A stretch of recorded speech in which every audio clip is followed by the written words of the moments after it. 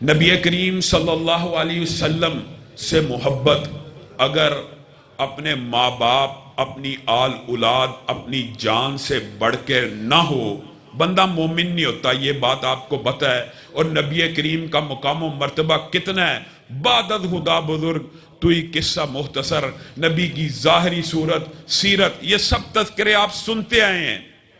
لیکن آج آپ نے یہ بات سمجھنی ہے کہ جس نبی کا مقام عرب عرب انسانوں سے زیادہ ہو، جس نبی کا مقام انبیاء ساروں سے افضل ہو، جو نبی سارے انبیاء کا امام ہو، عقیدہ ہے کہ نہیں؟ مسجد اقصی میں امامت کروائی کہ نہیں؟ جس کی ذات اتنی اعلیٰ ہے، کیا اس کی بات اعلیٰ نہیں ہے؟ جس کی ذات اعلیٰ، بات محلے کے مولوی کی اعلیٰ، ذات نبی کی اعلیٰ، بات امام کی اعلیٰ، ذات نبی کی اعلیٰ، بات پیر فقیر فقیہ کی اعلیٰ، یہ فلسفہ کہاں سے آیا؟ یہ مغالطہ، یہ فتنہ انسان کے دماغ میں کیسے آیا؟ میرے بھائیوں، ابھی میرے بھائی نے ایک بات کی ہے، کیا کہا کہ نبی کریم صلی اللہ علیہ وسلم کی پیدائش کے حوالے سے ایک ساتھی کی تحقیق ہے۔ میں ان کے گوش گزار یہ بات کہنا چاہتا ہوں کہ راجح اور جمہور علماء کے نزدیک بھی نبی کریم صلی اللہ علیہ وسلم کا یوم پیدائش 9 ربیع الاول ہے، اور نبی کریم صلی اللہ علیہ وسلم کے یوم پیدائش کے اوپر بتائیے احمد رضا ہاں بریلوی صاحب، جو بریلویوں کے سب سے بڑے امام ہیں، آپ کو پتا ان کے نزدیک نبی کریم صلی اللہ علیہ وسلم کا یوم پیدائش کیا ہے 8 ربیع الاول۔ پیر عبد القادر جیلانی کے مطابق 2 روایات ملتی ہیں، وہ 10 محرم کے قائل ہیں، بعض نے کہا نہیں 10 ربیع الاول کے قائل ہیں، کاتب نے غلطی کی۔ آگے آئیے، یہاں پہ کچھ بزرگ لوگ بیٹھے ہیں، ایمانداری سے بتلائیے آج سے 30 اور 40 سال قبل یہ جو 12 میلاد آج منایا جا رہا ہے، اس کا نام کیا تھا؟ میں کسی بریلوی بھائی کو طنز تان تشنیع کا قائل نہیں ہوں، محبت سے چاہتا ہوں آج ہماری گفتگو سنیں، اگر ہمارے دلائل آپ کو اچھے لگیں قبول کر لیں، نہیں تو اس کے بدلے میں اپنے دلائل دیں، ہمیں سمجھ آئے گی، ہم بھی قبول کر لیں گے۔ 12 ربیع الاول آج سے 30-40 سال قبل کیا تھا؟ 12 وفات، سب کو پتا ہے۔ یہ 12 میلاد میں کیسے منتقل ہوا؟ بالفرض ہو بھی گیا تو یہاں پہ ایک نقطہ ہے، نبی کریم صلی اللہ علیہ وسلم کی پیدائش کے اوپر تاریخ کا اختلاف ہونا، یہ بھی اللہ کی قسم اللہ کی طرف سے ہے۔ بتائیے نقطہ کیا ہے؟ یہاں پہ ابھی کوئی قاری امامت کروائے، قرآن کے اندر ایک زیر یا زبر کی غلطی کرے، پیچھے کسی بھی مسجد میں کھڑا ہو، چاہے دیوبند کی ہو، بریلی کی ہو، اہل حدیث کی ہو، قاری قرآن پڑھے، صرف زیر اور زبر کی غلطی کرے، پیچھے سے ٹوکنے والے کتنے حافظ ہوتے ہیں؟ زیر زبر کی غلطی نہیں کر سکتا۔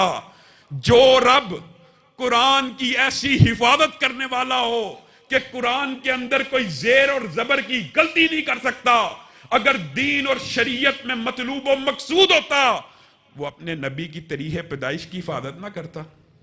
اگر تاریخ کی پیدائش کی حفاظت کس نے کرنی تھی؟ اللہ رب العزت نے، مطلوب نہیں تھا۔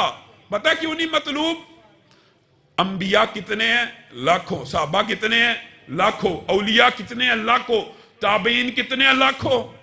ایمانداری سے بتلائیے سب سے زیادہ حق بالفرض آپ کا فلسفہ مان لیا جائے، اور ہے بھی غلط، کہ برتھ ڈے منانی چاہیے، یہ بھی بات یاد رکھیں، یوم پیدائش پہ خوشی کا منانا۔ آج کسی کے گھر بچہ پیدا ہوا، اس دن وہ خوش ہو رہا ہے، نیچرل اور فطری بات ہے۔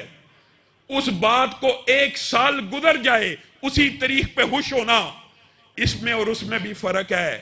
یہ سالگرہ ہے، یہ برتھ ڈے ہے، یہ تہوار کہاں سے آیا، اس حوالے سے آپ کے سامنے بات رکھوں گا۔ لیکن مجھے ایک بات بتلائیے کہ نبی کریم صلی اللہ علیہ وسلم کی تاریخ پیدائش کے اوپر اتنا جو اختلاف ہے، اتنا اختلاف ہے، اتنا وافر اختلاف، اللہ رب العزت کو نہیں تھا پتا کہ نبی کریم صلی اللہ علیہ وسلم دین کامل اکمل مکمل. مجھے ایمانداری سے بتلائیے کیا نبی کریم نے دین پورا پہنچایا کہ نہیں پہنچایا؟ اگر نہیں، اگر پہنچایا ہے تو یہ بات بتلائیے کیا نبی کریم صلی اللہ علیہ وسلم نے عید میلاد النبی کا بتلایا؟ اگر نبی کریم کی یہ ذمہ داری اللہ نے لگائی ہے کہ دین پورا پہنچا کے آنا ہے، اور نبی کریم نے صحابہ کو گواہ بھی بنایا، گواہ بنایا کہ کیا میں نے دین پورا پہنچایا؟ صحابہ نے کہا آپ نے پہنچا دیا. آپ ایمانداری سے بتلائیے عید میلاد النبی جو لوگ مناتے ہیں وہ اس کو نیکی سمجھ کے مناتے ہیں کہ برائی سمجھ کے مناتے ہیں؟ نیکی سمجھ کے مناتے ہیں. اور اس نیکی کا نبی کریم صلی اللہ علیہ وسلم کو علم ہے کہ نہیں؟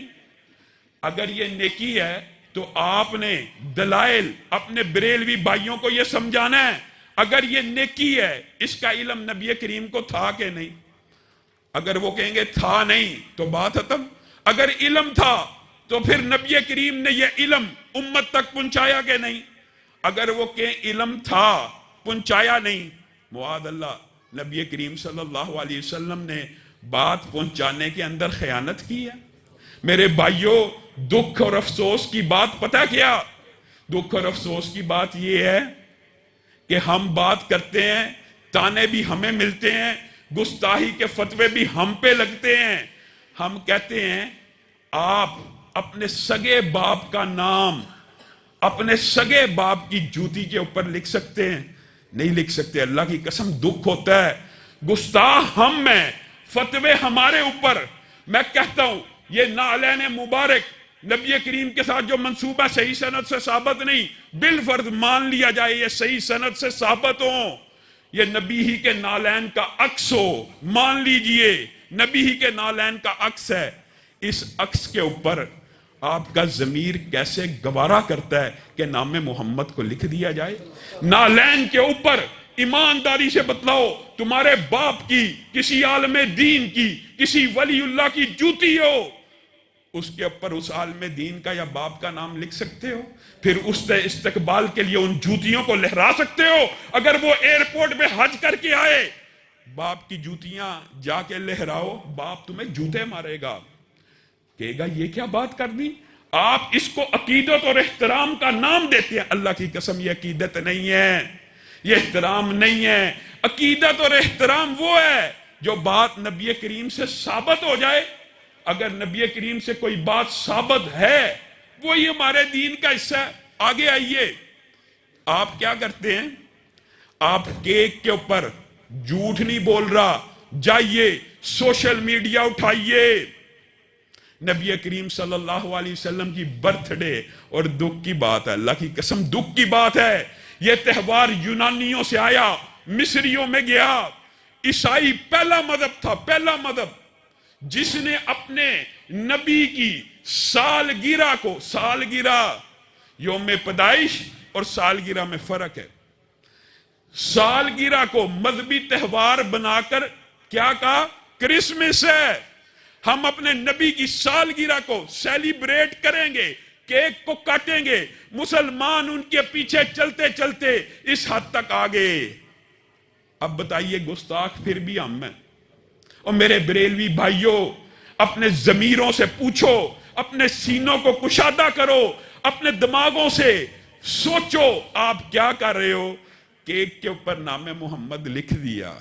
جھوٹ بولنا عیب ہے. میں سمجھتا ہوں جھوٹ کے اوپر اللہ کی لعنت ہے. اللہ کی قسم سوشل میڈیا کے اوپر ویڈیو موجود ہے، نام محمد کیک کے اوپر لکھا ہوا ہے، پھر اس نام کے اوپر چھری کو چلا دیا، پھر اس نام کے اوپر چھری کو چلا دیا. ہم مقدس اوراق کو پانی میں پھینکیں، مٹی میں دبانے کی کوشش کریں، ہمارے پہ پرچہ ہو جاتا ہے. اور آپ نام محمد اپنے ہاتھ سے لکھ کر اس کے اوپر چھری کو چلا دیں، پیٹ میں لے جائیں. آپ تو نہیں کر رہے. یہ افسوس اور دکھ کی بات ہے. نبی کریم صلی اللہ علیہ وسلم نے علی کو کیا کہا تھا صلح حدیبیہ پہ؟ یہ کاٹ دو رسول اللہ، یہ لفظ آگے محمد بن عبداللہ لکھ دو. علی نے کہا یہ میری جسارت نہیں ہے کہ میں پینسل سے بھی مٹا دوں. تم نام کے اوپر چھری کو چلا دیتے ہو اور پھر کہتے ہو تمہیں محبت ہے. نہیں میرے بھائیوں، تمہیں غلطی لگی، تمہیں ٹھوکر لگی، تم نے یہ عید، اس کا نام عید رکھا۔ میرے بھائیوں اس کا نام عید ہے، اور میرے نبی کیا کہتے ہیں؟ نبی کہتے ہیں میں پیر کے دن پیدا ہوا، میں پیر کے دن پیدا ہوا۔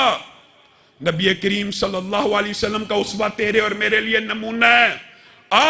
اگر تو نبی کا میلاد جیسے نبی نے منایا ویسے منانا چاہتا ہے تو سن، نبی کریم صلی اللہ علیہ وسلم نے کہا میں پیر کو پیدا ہوا، میں پیر کے دن روزہ رکھتا ہوں۔ اور یہ سالگرہ کا کنسپٹ نہیں ہے، یہ کنسپٹ کیا ہے؟ ہفت روزے کا۔ جس نے نبی کریم صلی اللہ علیہ وسلم کی طرح اس دن شکرانہ ادا کرنا ہے کہ اللہ کے نبی پیر کو آئے، پیر کو پیدا ہوئے، پیر کو مبعوث ہوئے، آئیے جس نے شکرانہ ادا کرنا ہے وہ روزے کو رکھے۔ اللہ کی قسم کوئی اہل حدیث عالم آپ کے اوپر اعتراض کر جائے ہم ذمہ دار ہیں، نہیں کر سکتا، یہ نبی کا اسوہ ہے۔ اب یہاں پہ بھی ایک نکتہ ہے، بتائیے کیا نکتہ؟ یہ ہے کہ پیر کے دن نبی کریم نے روزہ رکھا ہے، عید کے دن روزہ ہوتا ہے۔ اگر یہ دن عید کا دن ہو تو اس دن روزہ، اللہ معاف کرے، اللہ معاف کرے، عید کے دن کس کا روزہ ہوتا ہے؟ سب کو پتہ ہے یہ کیا فلسفہ ہے؟ نبی کریم پیر کو پیدا ہوئے، پیر کے دن روزہ رکھا، آپ کہتے ہو نہیں اس دن عید ہے، نبی کہتے ہیں اس دن میں نے روزہ رکھنا ہے، آپ کہتے ہو عید ہے۔ اس بات کی طرف آتا ہوں جو چھوڑ کے گیا ہوں، وہ کیا ہے؟ لاکھوں انبیاء ہیں، لاکھوں صحابہ ہیں، سب سے پہلا حق اگر سالگرہ اسلام میں ہو تو کس کا ہے؟ نبیوں کا ہے کہ نہیں پہلا حق؟ پھر کس کا ہے؟ صحابہ کا۔ پھر کس کا ہے؟ اولیاء کا، تابعین کا۔ آپ بتلائیے دن تو 365 ہیں، افراد تو لاکھوں ہیں، کیسے منائی جائے گی؟ کیسے منائی جائے گی؟ 365 دن تھوڑے ہیں، انبیاء زیادہ ہیں۔ اب میرے بھائیوں اللہ کی قسم تم سالگرہ کی بات کرتے ہو، اللہ رب العزت نے انبیاء کی قبروں کو بھی محفوظ نہیں رکھا۔ محفوظ رکھنے سے مراد یہ نہیں کہ معاذ اللہ ان کے اجساد کو مٹی نے کھا لیا۔ ہمارا یہ عقیدہ ہے کہ انبیاء جتنے بھی ہوتے ہیں ان کے جسموں کو مٹی نہیں کھاتی، خلط کر دیا گیا۔ کیا مطلب؟ 1,00,000 سے زائد انبیاء ہیں، 1,00,000 سے زائد انبیاء ہیں۔ آپ بتلائیے ان میں سے کتنے نبیوں کی قبریں معلوم ہیں؟ آپ کو پتا کتنے نبیوں کی قبریں معلوم ہیں؟ کوئی اوتھینٹسٹی سے تصدیقاً اور سچ معنوں میں، صحیح معنوں میں نشاندہی کرنا چاہے تو 10 کے قریب انبیاء ہیں کہ جن کے بارے میں یہ کہا جاتا ہے فلاں کی قبر فلاں جگہ، فلاں کی قبر فلاں جگہ۔ ہاں یہ ضرور پتہ ہے کہ سینکڑوں انبیاء اس خطے میں دفن ہوئے، سینکڑوں انبیاء اس خطے میں دفن ہوئے۔ واحد نبی کریم صلی اللہ علیہ وسلم ہیں جن کی قبر کے بارے میں یقین ہے کہ یہ یہیں پہ دفن ہوئے۔ آپ بتلائیے اگر قبریں شریعت کا مطلوب اور مقصود ہوتی تو کائنات کی کون سی ہستیاں ہوتی جن کی قبریں اللہ تعالیٰ لوگوں کے سامنے آشکار کر دیتا؟ انبیاء کی قبریں۔ اگر واقعی مزار بنانا دین اور شریعت ہوتا تو انبیاء اس لائق تھے کہ ان کے مزار بنتے، ان کی قبریں اللہ نے بلا دی، ان کی قبریں اللہ نے خلط کر دی۔ لیکن تیرا ولی اس کا مزار بننا چاہیے، اس کا مقبرہ اچھا بننا چاہیے۔ یہ کہاں سے آیا فلسفہ؟ میرے بھائیوں عید میلاد النبی کا یہ جو سارے کا سارا فلسفہ ہے یہ باطل ہے، یہ غلط ہے۔ اس کے دلائل ہیں، علماء آپ کے سامنے دلائل رکھتے چلے جائیں گے، لیکن میں آج آپ کے سامنے یہ بات کہنا چاہتا ہوں، ہمارے بھائی جن کو یہ کہا جاتا ہے کہ یہ بدعت ہے، اس کا دین اور شریعت سے تعلق نہیں ہے، یہ نیکی سمجھ کے کرتے ہو، نیکی سمجھ کے کرتے ہو۔ نبی کریم صلی اللہ علیہ وسلم نے کوئی اس نیکی کا علم نہیں تھا، اس کا کیا جواب دے سکتے ہیں؟ یہ علم تھا، بتلائیے، پوری امت کے فقیہ جمع ہو جائیں، اللہ کی قسم کسی عالم نے یہ نہیں کہا، چاہے وہ بریلوی کا ہو، دیوبند کا ہو، اعتراف کرنا چاہیے۔ اور انہوں نے اعتراف کیا کہ واقعی نبی کریم نے نہیں بنائی، نبی کریم نے نہیں بتلائی، صحابہ نے نہیں منائی، صحابہ نے نہیں بتلائی، تابعین نے نہیں منائی، تابعین نے نہیں بتلائی۔ کس نے منائی ہے؟ سبطین شاہ نقوی صاحب اپنا ایک واقعہ بیان کرتے ہیں کہ میرے ساتھ کسی بریلوی عالم کی بات ہوگی، میں نے کہا نہ نبی نے منائی، نہ صحابہ نے منائی، نہ تابعین نے منائی. اس نے کہا ہاں انہوں نے نہیں منائی، لیکن ایک دلیل ہے ہمارے پاس. کیا دلیل ہے؟ ابو لہب نے منائی ہے. پیدائش کے دن جو خوشی منائی اس کو منطبق کیا سالگرہ پہ. سبطین شاہ نقوی صاحب کہتے ہیں آپ کیوں نہیں مناتے؟ سبطین شاہ صاحب سے اس بریلوی عالم نے پوچھا آپ کیوں نہیں مناتے؟ سبطین شاہ صاحب نے پوچھا آپ کیوں مناتے ہیں؟ کہا ابو لہب نے منائی.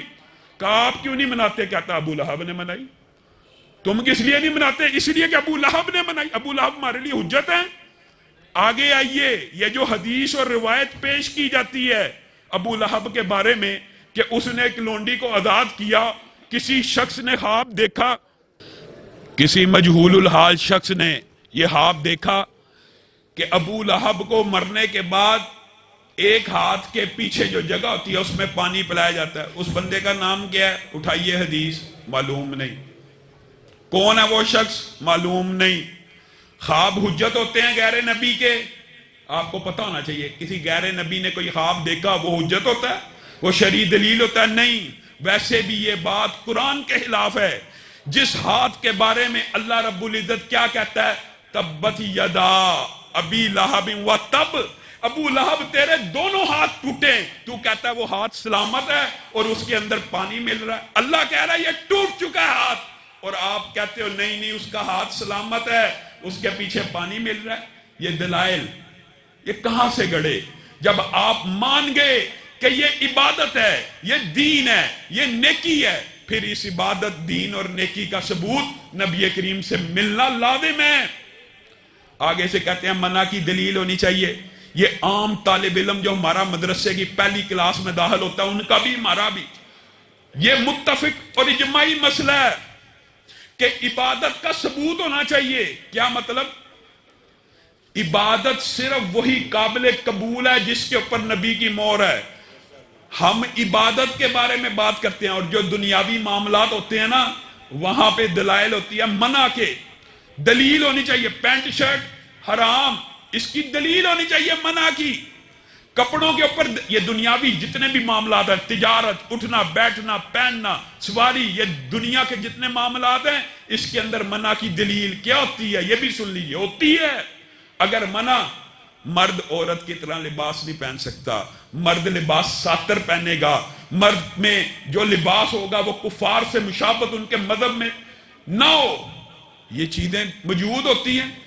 عبادت جو بھی ہوگی عام اجماع اس بارے میں کیا کہ عبادت کے اوپر نبی کریم کی مہر ہوگی تبھی وہ عبادت ہوگی. وجہ کیا ہے؟ وجہ اس بات کی وجہ کیا ہے؟ وجہ یہ ہے کہ نبی کریم صلی اللہ علیہ وسلم فتح مکہ کے بعد عرصہ گزر گیا، دین کی تبلیغ کرتے رہے. حجۃ الوداع کا موقع آیا، نبی کریم صلی اللہ علیہ وسلم نے جب صحابہ کو گواہ بنایا دین پورا پہنچا دیا. صحابہ نے کہا پورا پہنچا دیا. اللہ رب العزت نے کیا آیت نازل کی؟ الیوم اکملت لکم دینکم، آج کے دن تمہارا دین مکمل ہو گیا ہے. اور نبی کریم کون ہے؟ حریص علیکم بالمؤمنین رؤوف الرحیم. اس آیت کا ترجمہ کیا بنتا ہے؟ حریص ہیں کس بارے میں؟ کہ اللہ میری ساری امت جنت میں چلی جائے. وہ چاہتے ہیں میں اور آپ جنت میں چلے جائیں. وہ نبی ایسا رؤوف الرحیم ہے کہ قیامت کے دن بار بار اللہ کی بارگاہ میں سجدے میں جا رہا ہے، اللہ میری امت کو معاف کر دے، اللہ معاف کر رہا ہے. سجدہ سجدہ سجدہ، شفاعت کی حدیثیں پڑھے حیران رہ جائیں گے.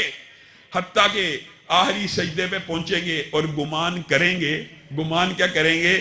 کہ شاید میری امت کا کوئی شخص اب جہنم میں نہیں ہے. تب سر اٹھائیں گے. یہ نبی جو دنیا میں بھی حریص ہے، آخرت میں بھی جہنم سے بچانا چاہتا ہے، وہ نبی نیکی کا کوئی کام بغیر بتائے چلا گیا.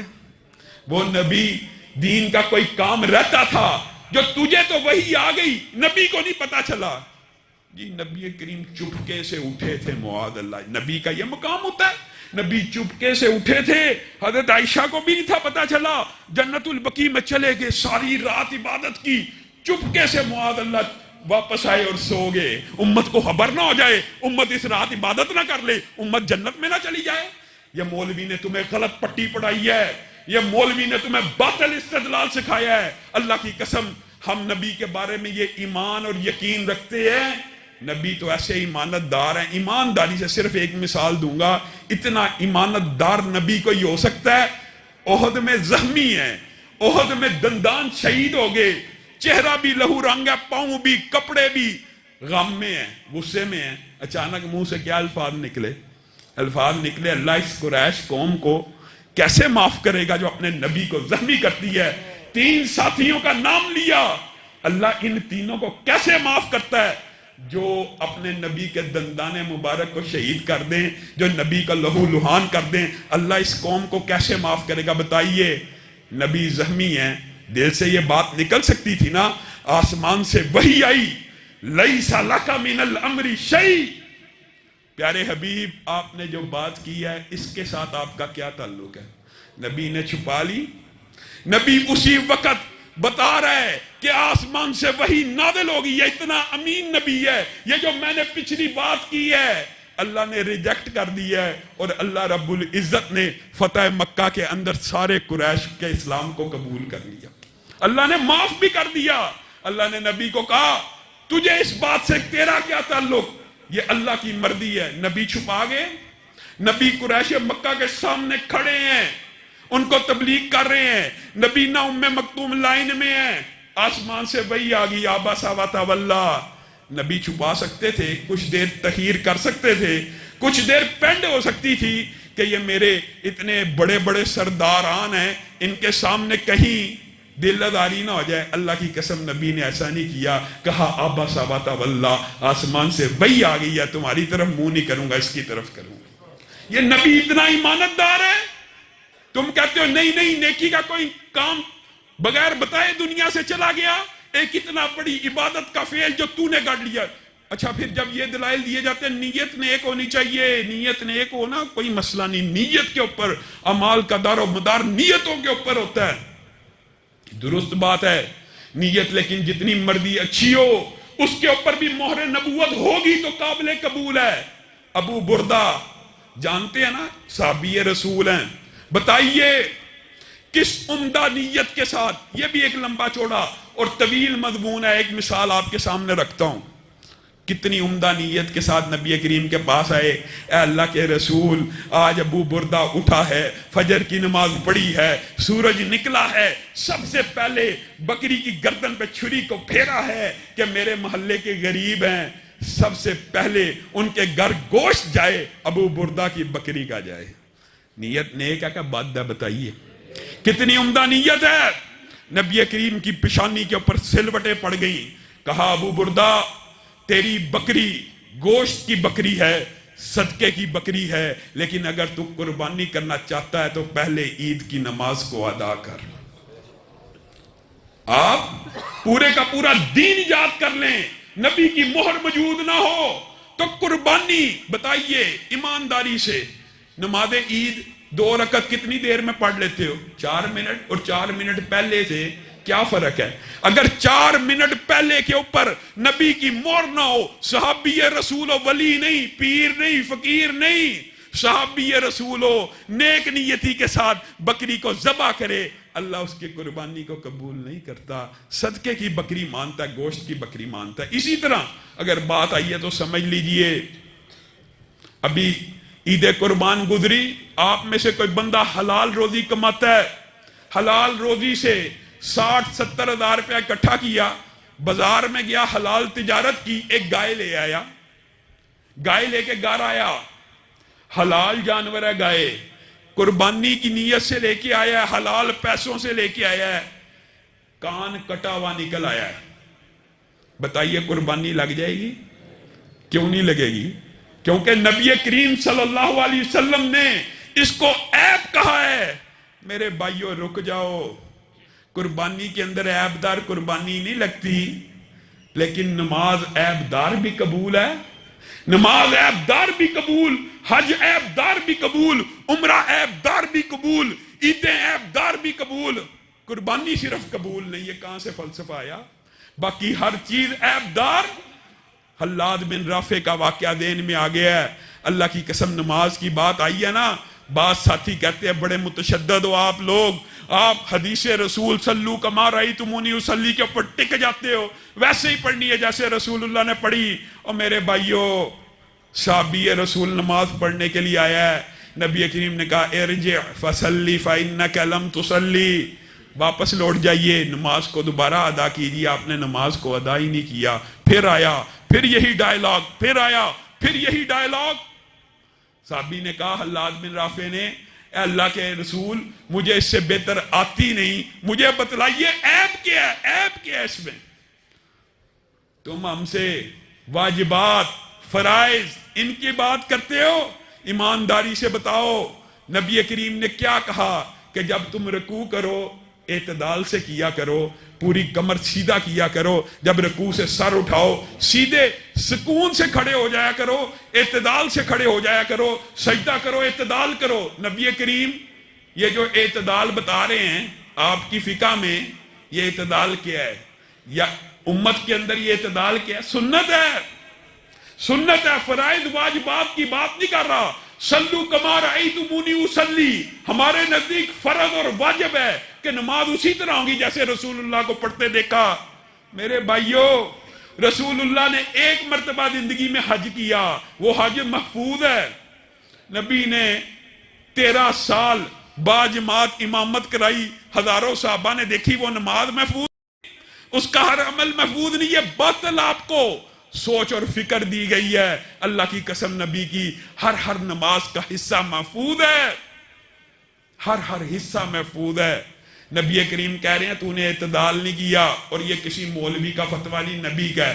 آئیے, حضرت حذیفہ بن یمان نے ایک تابعی کو اسی طرح دیکھا, اور بعض روایات کے اندر ہے وہ بھی صحابی تھے. کیا دیکھا؟ اسی طرح نماز پڑھ رہے تھے جیسے حالات پڑھتے ہیں. حذیفہ نے کہا آپ نے نماز کو ادا نہیں کیا, دوبارہ کیجئے.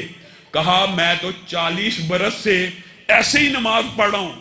حضرت حذیفہ نے کہا اللہ کی قسم اگر آپ 40 برس سے یہ نماز پڑھ رہے ہیں تو آپ سمجھے آپ نے نماز پڑھی ہی نہیں. یہ مولوی کا فتویٰ نہیں ہے, یہ ایک صحابی کا فتویٰ ہے. کس کو دے رہا ہے؟ تابعی کو دے رہا ہے کہ اگر آپ نے اعتدال کی سنت کو چھوڑ کے یہ نماز پڑھی ہے, آپ ہمارے سے فرائض چھڑاتے ہیں, واجبات چھڑاتے ہیں. اگر اعتدال سے نہیں پڑھی آپ نے, نماز ہی نہیں پڑھی. اور نصیحت بھی کرتے ہیں, ان کو نصیحت بھی کرتے ہیں کہ میری آپ کو نصیحت ہے کہ آپ اپنی نماز کو درست کریں. ایسا نہ ہو کہ کل قیامت کے دن کہیں اللہ آپ کو امت محمدیہ ہی میں سے نہ اٹھا. یعنی ایسا نہ ہو جائے کہ آپ یہ عمل کرتے چلے جائیں.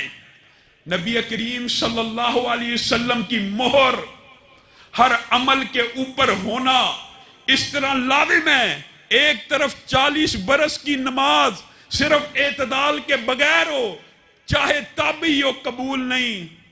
اور دوسری طرف مولانا حنیف ربانی صاحب کو علم ہے, سنن نسائی کی حدیث ہے, جس نے صرف 2 رکعت نماز ویسے پڑھ لی جس طرح رسول اللہ صلی اللہ علیہ وسلم نے پڑھ لی, اللہ کی قسم وہ ایسے ہو جائے گا جیسے آج ماں کے پیٹ سے پیدا ہوا. آپ رسول اللہ کی حدیث کو کمتر سمجھتے ہیں, آپ رسول اللہ کے قول کو, ذات تو اعلیٰ پوری امت مانتی ہے, لیکن اللہ کی قسم بات اعلیٰ وہی مانتے ہیں جن کے دل میں حدیث کا احترام ہے. حدیث کے احترام کے اوپر ایک بات کر کے میں اپنی بات کو ختم کروں گا.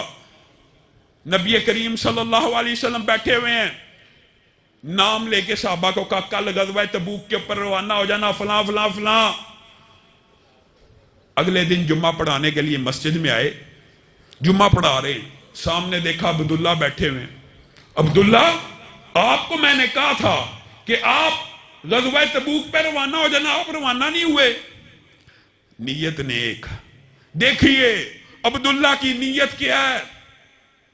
عبداللہ کہتے ہیں میں نے سوچا شاید زندگی کا آخری مارکا ہو, پتہ نہیں اللہ تعالیٰ زندگی میں پھر جمعہ ادا کرنے کی مہلت آپ کے پیچھے دیتا ہے کہ نہیں.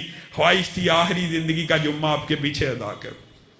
سواری اللہ کے رسول باہر کھڑی ہے, सामान तैयार है, तेज रफ्तार है, फौरी पहुंच जाऊंगा। ख्वाहिश ये थी कि मस्जिद नबी में जुम्मा अदा करूं जिसमें एक नमाज 1000 के बराबर है। रसूलुल्लाह सल्लल्लाहु अलैहि वसल्लम की पेशानी पे सिलवट पड़ गई, मेरा और आपका अकीदा और मनहज बता दिया। कहा अब्दुल्ला तू समझा नहीं, अल्लाह की कसम जमीन भर के सोना ले आ, जमीन भर के सोना ले आ, अल्लाह की बारगाह में हलूस नीयत से खर्च कर दे, तो उनके मकामों मर्तबे को नहीं पहुंच सकता जो मेरी हदीस को सुन के रवाना हो गए हैं। एक हदीस को सुनकर रवाना होने वाले का अजर ये सिर्फ सुनने का है। और मेरे भाई पढ़ने के बाद भी क्या कहते हैं, मैं किसी मौलवी से जाके तहकीक करता हूँ, हाँ बुखारी शरीफ के ऊपर वाकई इतराज नहीं, हाँ रफेदैन लिखा हुआ, वाकई लिखा हुआ, फिर भी मैं तहकीक करूंगा, तहकीक करनी चाहिए। लेकिन जहां पे कोले रसूल फरमाने रसूल आ जाए वहां पे नजर झुक जानी चाहिए। अल्लाह की कसम सहाबा नबी के हर अमल को, हर फेल को, हर कौल को इस तरह हुज्जत समझते थे जैसे उमर याला बिन उमैया तवाफ कर रहे हैं खाना काबा का, फरते जज्बात में आगे रुकने यमानी को आ सकता है इंसान, जज्बात में जाके गले को लगा लिया, रुकने यमानी के साथ गले लग गए। हजरत उमर ने दुर्रा निकाल लिया, मा तुफ्ता मार रसूल, क्या तूने रसूल के साथ तवाफ नहीं था किया था? क्या रसूलुल्लाह सल्लल्लाहु अलैहि वसल्लम इसको गले लगाया था, इसको बोसा दिया था?